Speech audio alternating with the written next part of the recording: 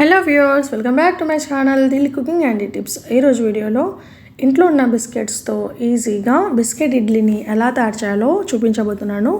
పిల్లలు evening school నుంచి రాగానే ఇన్స్టెంట్గా ఏదైనా స్నాక్ చేసి పెట్టు మమ్మీ అని అడిగితే ఇంకేమీ ఆలోచించకుండా ఇంట్లో ఉన్న బిస్కెట్స్ ఇంకా చాక్లెట్స్తో ఈ విధంగా బిస్కెట్ ఇడ్లీని తయారు చేసి ఇవ్వండి. చాలా టేస్టీగా ఉంటుంది. ఇప్పుడు దీన్ని ఎలా తయారు చేయాలో ప్రాసెస్లోకి వెళ్ళిపోదాం. సో ముందుగా మనకు ఇంట్లో ఏ బిస్కెట్ ప్యాకెట్స్ అయితే అవైలబుల్గా ఉంటాయో సో వాటినే యూజ్ చేయండి. కొత్తగా కొనాల్సిన అవసరం ఏమీ లేదు. తర్వాత ఈ బిస్కెట్స్లన్నింటినీ కూడా ఒక మిక్సీ జార్ తీసుకొని అందులోకి వేసుకోవాలి. ఇప్పుడు ఫైన్ పౌడర్ లాగా గ్రైండ్ చేసుకోవాలి. ఇలా పౌడర్ చేసుకున్న బిస్కెట్స్ పౌడర్లోకి తగినన్ని పాలను పోసుకుంటూ చిక్కని బ్యాటర్ లాగా ఒకసారి మళ్ళీ గ్రైండ్ చేసుకోవాలి.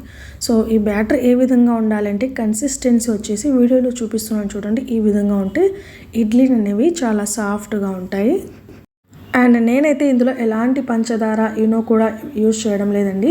షుగర్ని ఎందుకు యూజ్ చేయడం లేదంటే పిల్లల కోసం చేస్తున్నాను కదా, సో అందుకోసం షుగర్లెస్ అయితే చేస్తున్నాను. ఆల్రెడీ బిస్కెట్స్లో షుగర్ ఉంటుంది కదా, సో అందుకోసం.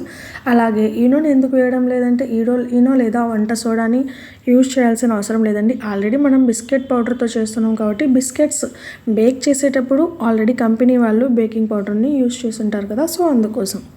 అండ్ ఇలా రెడీ చేసుకున్న బ్యాటర్ని ఒక ఇడ్లీ ప్లేట్కి కాస్తంత నెయ్యిని గ్రీస్ చేసి ఈ విధంగా బ్యాటర్ మొత్తం కూడా ఇడ్లీలాగా వేసుకొని మధ్యలో మనకు నచ్చిన చాక్లెట్స్ని పెట్టుకొని ఇడ్లీ కుక్కర్లో పెట్టేసుకొని పైన మూత పెట్టేసి 6 నుంచి 8 నిమిషాల పాటు స్టీమ్ చేసుకుంటే సరిపోతుంది. Biscuit idli ready.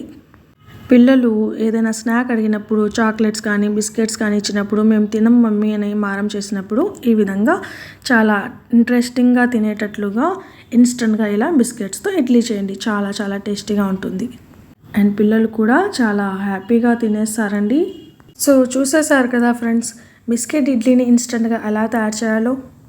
ఇంకా లేట్ చేయకుండా మీరు కూడా మీ ఇంట్లో ట్రై చేయండి. అండ్ మీకు ఎలా కుదిరిందో నాకు కామెంట్ సెక్షన్లో కామెంట్ చేయండి. అలాగే ఈ రెసిపీ కనుక మీకు నచ్చినట్లయితే తప్పకుండా లైక్ చేసి మీ ఫ్రెండ్స్ అండ్ ఫ్యామిలీ మెంబర్స్తో షేర్ చేసి ఇలాంటివి ఇంకెన్నో ఇంట్రెస్టింగ్ రెసిపీస్ కోసం నా ఛానల్ని సబ్స్క్రైబ్ చేసుకోండి.